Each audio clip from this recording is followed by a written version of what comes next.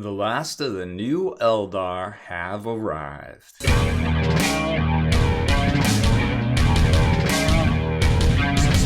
Spiky Bits. Welcome back, Hobby Maniacs. I am Rob Bear from SpikyBits.com, and in this video, we're just going to unbox and build the new Shining Spears, but I wanted to show you all the new releases for this week for the Eldar. The Avatar will be a separate video because we're going to magnetize and build all three versions of that, and I'll show you how to do that, and we're going to put all the magnets and all the gotchas and things. But let's get to it. So remember, you can always get your hobbies for less from DiceHead.com, Amazon, or of course your local game store. Hopefully, we always put the links to everything in the description and also the first comment below. So check that out if you need those, and all the hobby supplies and things that we tell you about in these videos and stuff we use that we really swear by. All right, so first up, the Shining Spears are a $60 kit this week. The Combat Patrol is $150. That's the new Combat Patrol price after the price increases. There is $107 of value over top of the $150 once you get into this. Now, if you don't need a bunch of the jet bikes, it's probably not worth it for you. The only thing actually new in this kit are the Guardians, and we showed you how to build those and all the gotchas for those in a different video, which I may actually link into this in the top and pop up somewhere. The Avatar of Cain is $100, and of course, we had some things to say about that. I mean, it seems affordable. It seems like a good price in GW money, of course. But once you start looking at it, I think opinions will vary a little bit, but it's a gorgeous model. The Autarch, the Shroud Runners, and the Rangers all were in the Eldritch Omens box, which came out a little while ago. The Shroud Runners are $65, the Rangers are $60, and the Autarch is the new independent character or special character or character price of $38. So we're not going to show you, well, actually, we are going to show you how to unbox and build these as well, because what we can do is take our footage from Eldritch Omens, and past Rob will put it, talk to you about that after we do the Shining Spears. Starting out with the Shining Spears, like I said, $60 kit. You're going to get 3 of the jet bikes here, and of course, they definitely needed a rework. From the looks of it, and I haven't gotten into the sprues quite yet, but we're about to find out. I do like that they have the little ball joint sort of thing that the Shroud Runners did as well, so that's cool to see. Now, I think these are basically the same chassis, but they have a different front armor cowl, I guess if you want to call it. So it's got this little notch, this little cutout for the little ramming speed lance kind of support. That you can get on there. So you're gonna get 2 sprues here. Now, originally when a lot of the rumors came out, I guess they said something about like this was gonna be a combo kit with that the Shroud Runner box, but apparently that was not the case. Once we saw the sprues, there was like no way they could split it up. So that kind of makes sense once they put the different armored cowl on here. So like I said, 2 sprues. Getting into it, you can build the Autarch, of course, or just the regular duders, which is really nice because if you want to field a big beefy squad, you don't need to be locked in and getting 2 Autarchs. Back when these things were metal, they came with the bits. You basically always got an extra Autarch, or not Autarch, whatever the upgrade is for in here, which was the Exarch. So that was kind of cool to see that you can make them all the normal rank and file guys, so to speak, or you can have one squad leader, which is really cool. Like I said, it's the same cowl here. Something to note, and I think, let's take a look at it. I know we had a problem. So this is where it gets kind of weird here, is see this bit right here, this wing fairing, and then it's got that little lip right there, and then it connects to the sprue gate right there. You don't want to cut that section off. You want to cut it off closer, because that little notch is what actually keeps it locked into the jet bike part. The jet bike. Let's see if we can see it on this. We can't see it on this. I might have to assemble them first and then show you. But you're going to need that bit, so be very careful when you're cutting out these fairings here, because you don't want to cut it too flush and then you literally can't attach it, and that would be bad. Choice of weapons here. I think the Shrieking. One of the Shirkers. Are you a Shirker? I'm not a Shirker. I don't know which one's which anymore, but I think that's the upgrade and that's the regular one. Cannon versus the normal one, and then you got the option. It looks like they only have one arm, and they don't tell you what the shimmer shield and all that upgrades and things are, but you get one arm on the left, and it comes with different head options for if you want to do the Yanari and things like that, or you just want to have a baller looking dude.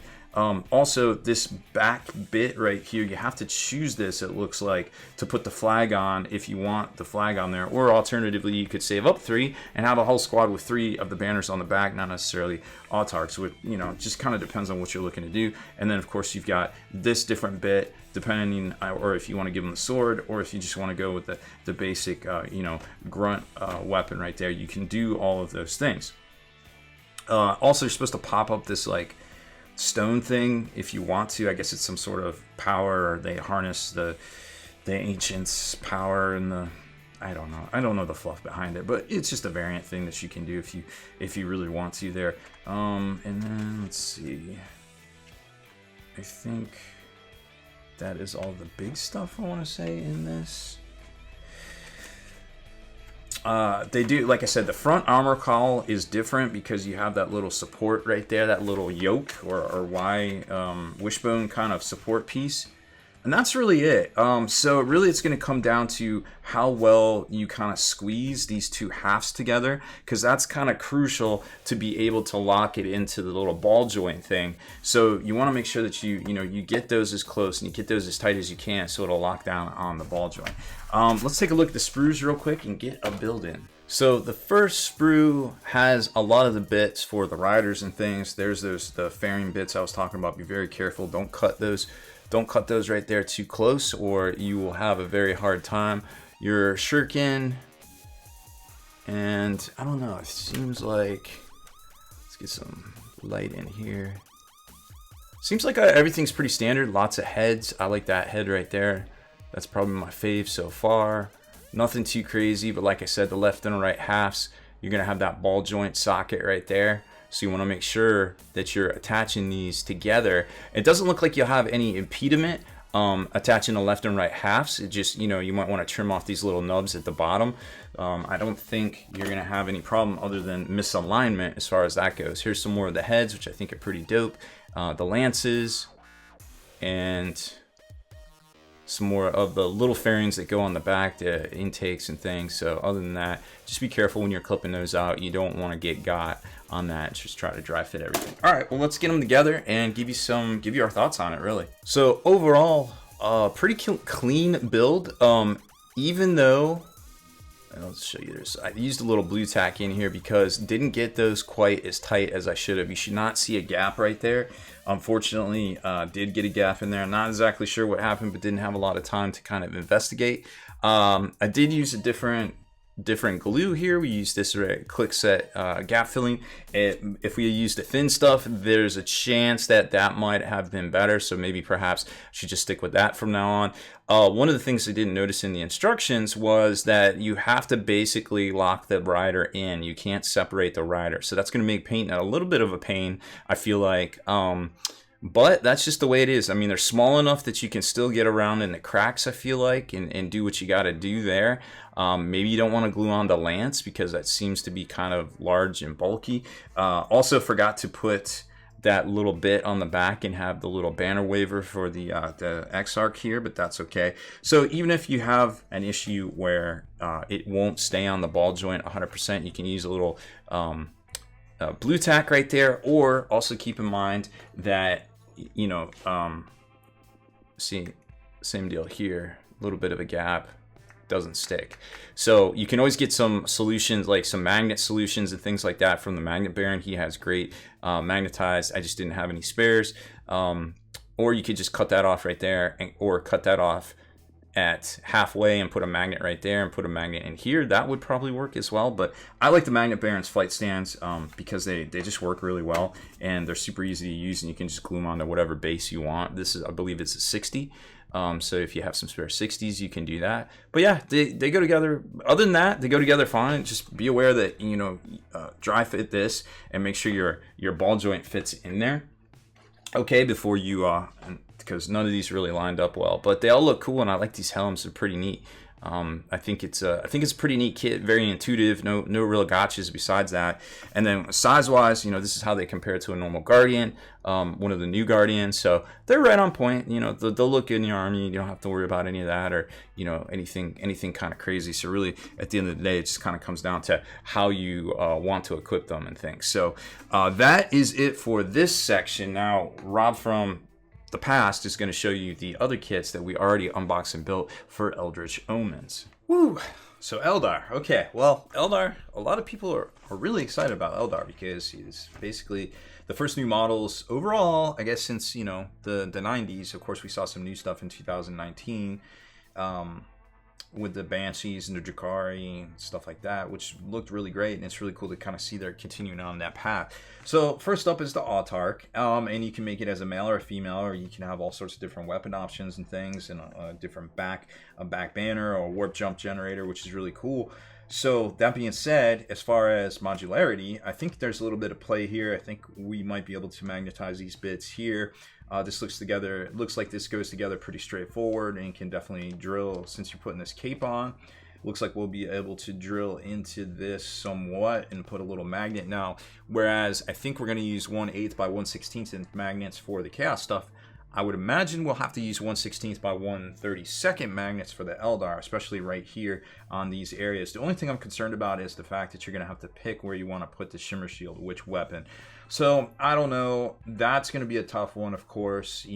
That's going to be one of those things where maybe you just want to blue tack it on, or maybe, it's just a piece of war gear that you literally don't show to people. I don't know.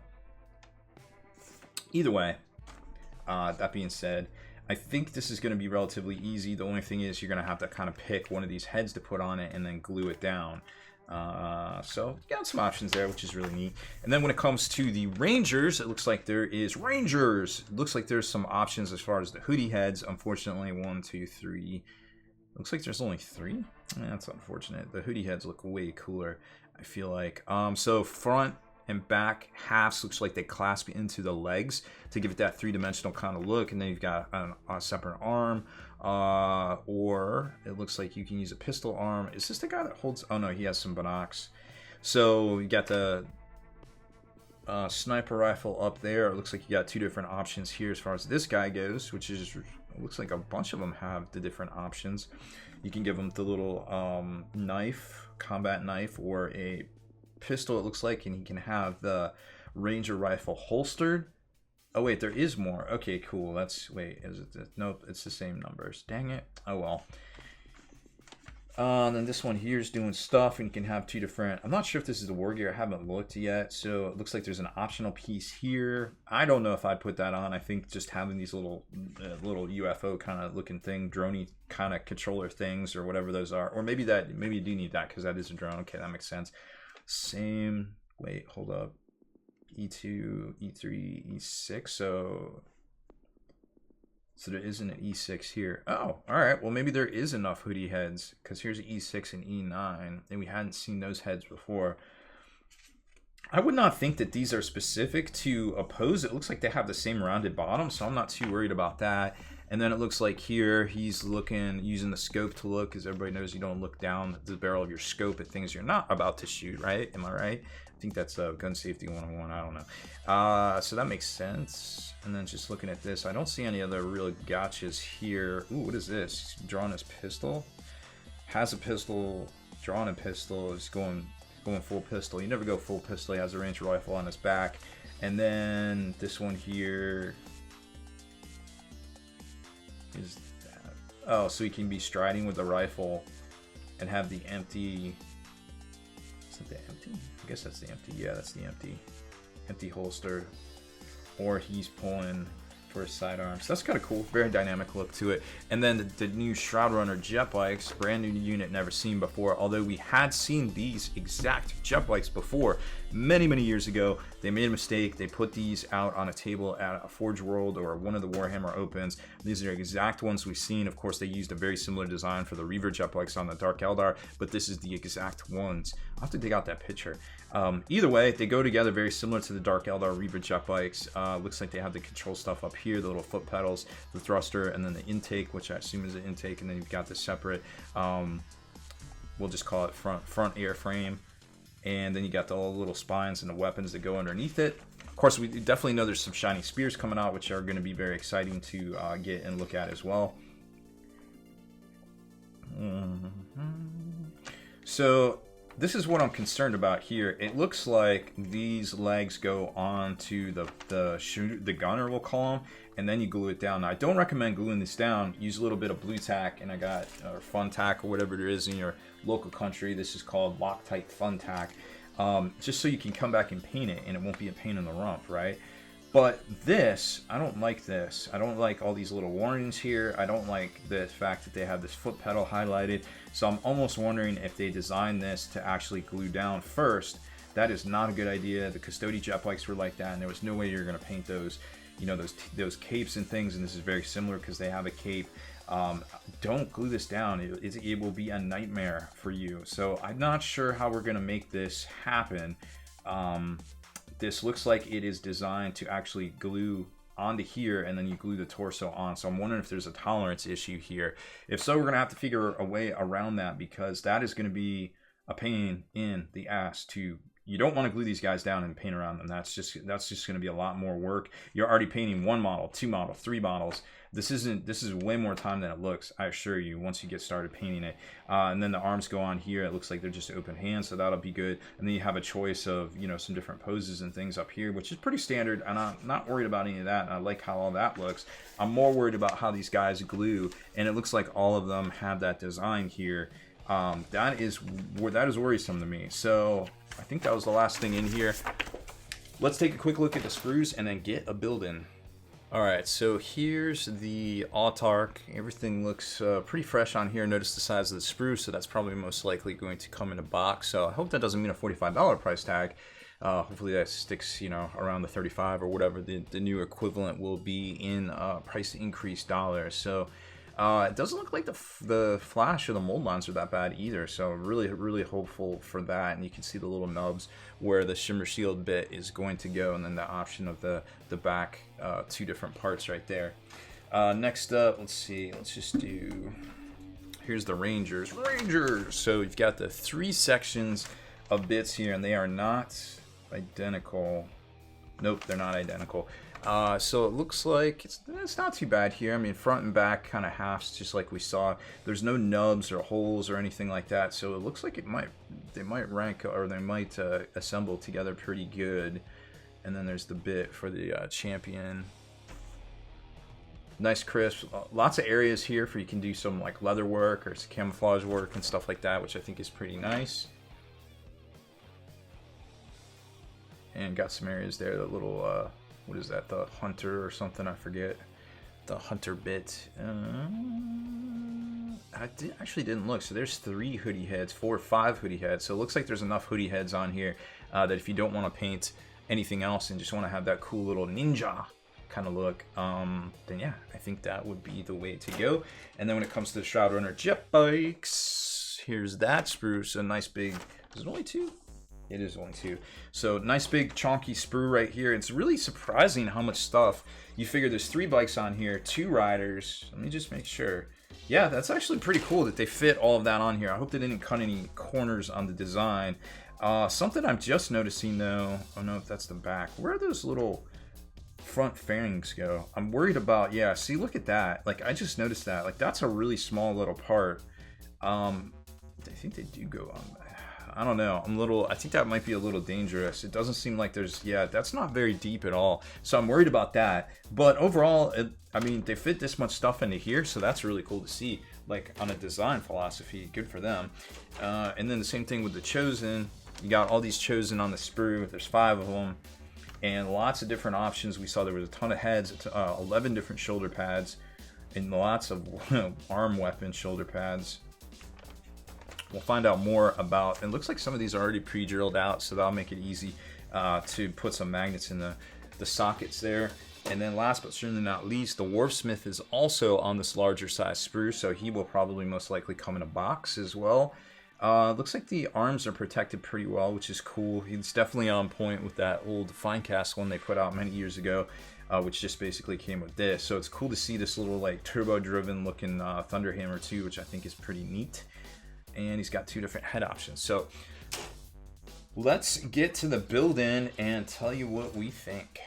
Well, I think we're gonna start with the bad. I was a little worried about this when we were just kind of looking at it, and it's a lot worse than I thought. So these are really cool looking. Don't get me wrong. I think it's a great idea. But this model right here is a trap, y'all. You got to be super careful with this one. So first of all, you can see where I've already broken off this little front fairing thing here, because the little nub to hold this in is not big enough. It's just not, because it's gonna fall off of this thing no matter how hard you try, because it actually doesn't socket in as well as GW likes for you to think. So I'd definitely recommend magnetizing this. Magnet Baron sells these things with the little toppers, and I think it might be really worth it to do that, because the very first time this is going to fall off, this is going to literally explode into the air and fly across the room and end up on your couch. Ask me how I know. It's a bad design. I'm not happy with it. These little kickstands, we'll call them, on the back are cool looking, but the same thing. If you drop it hard enough, those are gonna, or if it just falls off the stand, I don't want to say drop it. If you drop your minis, they're gonna break. Okay, we'll just go with that. We'll just accept that as a truth. The back eye you can put together, no problem, and then you're just gonna want to use a little bit of blue tack to lock him into there. And that's good, because you can just pop them on, pop them off when you're ready to paint. Go crazy, go wild. You are going to have to put the driver on first. And let me show you a little bit about this driver. See that gap right there? You're going to have to put a little gap on it. And maybe use some plastic putty to fill it in so it isn't so noticeable. But I mean, it's on the bottom of him, so who cares when you go to paint him? You're going to notice nubs, and you're going to notice things on here because we just didn't spend the time to clean it up. This is more about a function and the gotchas to building it, so you don't spend ridiculous amounts of time. This is probably the worst construction model kit we've put together since the silent one for Necrons, which literally took way too long. I want to say 9 hours to assemble that. It was ridiculous. It was not designed well, and these are also not designed well. There is no reason why these legs should not be designed so you can just pop this dude on and off the bike and use the little kickstand leg pegs and the arms, hands right here, just to lock them in until you're ready to paint them, and then you just blue tack them off and then paint them up, glue them back down, and you're good to go. I would definitely not recommend trying to paint this with these guys glued on. That's just, it's already a lot to paint, and that would just be a little too much personally. But everything else goes together as far as that goes. You just have to be very careful with this driver, and also, let me lock him in there, and with also, he's not going to fit on 100% flush till you actually glue him down. Just like they say, you got to glue the feet, and you got to glue his crotchal area in there as well. But just be super careful, because the very first time this thing falls off a stand, it will probably shatter that little winglet there. It took so long to put this together that we only put one of these together. So just kind of keep that in mind. It's a little rough. It's a little rough. I won't lie. It was difficult. So let's talk about the Autarch though, because the Autarch's really cool. Got a few options here. Let me grab them. Get my hot little hands here. So here's the Autarch, and completely magnetized except for the head, because the head, you can try a bunch of different heads. I just kind of blue tacked them on here to get the style, and look. But what's cool is you can indeed magnetize this back here, just using a 1/16 by 1/32 magnet. Shabam. Same with these joints, 1/32. Actually, no. Used a 1/8 by 1/16 inch magnet because there was enough room to drill it into here. So this is more powerful. The smaller magnet, the 1/16 by 1/32, boom. Same with this arm, boom. So then you can kind of future-proof your Autarch. You might have to glue on the head, kind of pick that one, but whatever. They always look a little different. It even works with the warp jump generator. That locks in there. Very, very cool. Could switch out the weapon. Get the chainsword here with the little curl at the end. Boom, there it is. So you don't need too much work. Just I have 3 different drill bits all set up. One with a 1/16 inch drill bit, one with a 1/8 drill bit, and then I think I have one in between because the end of a bolter size is a little bit in between these there as well. And it gives you a little bit of fun. You can, while you're playing, you can be like and do all that sort of thing. So we'll give you all the little options here. There's that one, and then I guess you can just leave this on there as well. So you got that. And then you've got this one here. Gives you a cool little look. And I think I ran out of guns. Nope, shirking pistol cannon thing. So yeah, goes together really cool, and they stay right on, and just can definitely have some fun. So that's a neat little kit. Definitely no gotchas there. Very easy to put together. Let's take a look at the Rangers. I don't know why I keep saying that. I can't help it. Please forgive me. So like I said, they have a bunch of different options here. The shuriken pistol, or the cool little, like, I didn't start it, but I'm gonna finish it weapon there, and then he's got the long gun on the back. Or the, I don't know what that is. Oh, I guess it's the holster. So maybe that one shouldn't have a holster if he doesn't have the long gun in it. Either way, so they're really cool. They go together well. You can kind of see the nubs. Oh, actually, no, let's talk about that. They don't go together quite well. So you have to be careful here when you're cutting these out, because the sprue where it contacts the frame, or where the part contacts the frame, is in the most obnoxious of spots. So right here, you can kind of see that. So you might want to use some of the super thin, I don't have it here, but the super thin Tamiya glue to kind of seal that up, or just use a little bit of plastic putty to get in there and kind of fill it together, because these ones, it's not on the Shroud runners, it's only on these ones. So just be super careful with that when you're clipping it off. You want to make sure you get everything trimmed away nice and flush for you. And then there's this guy who's got his little drony dude, getting ready to go to the sky and find some bad guys. Random walker, and at the ready kind of look there, which is really cool. Also, some of the capes, you're gonna want to use that super thin glue to kind of get in there, and then once it dries, like you can see here, it's dry, but you can tell there's a gap. Well, you just use a little bit of you can either scrape it with your scraping tool, or a little bit of super high grit, or super low number but high grit. No, that's the other way around. Either way, very fine sandpaper will get in there, or you can get those sandpaper sticks, which are really fun too. I love those things. Those are definitely worth using, and there's some ones specifically made for modeling. So overall, a great release week for Eldar players out there that have really been waiting for a lot of revamps. Of course, there are some of the Aspect Warriors that haven't been redone yet, but maybe that'll be another wave longer down the road, I think. But being able to fill out all of the aspects with new plastics will be really dope when it eventually happens, and all the Phoenix Lords too, right? So that is it for this one. Thank you very much for watching our unbox and build of the new Shining Spears, and of course the stuff that was already released in Eldritch Omens. Remember, you can always get your hobbies for less from dicehead.com, Amazon, and of course, hopefully, your local game store as well. If you liked that video feature, consider supporting us over at Patron.com and get back in the mail each month a miniature crate full of some of the stuff we review here, as well as some of the top 3D artist designs out there too, to help support what they're doing. Plus, discount coupon codes from some of those same manufacturers. They're yours to keep, whether you cancel or stay on. It's totally up to you. Obviously, we want to keep you as happy as possible. So check it out over at patreon.com/spikybits.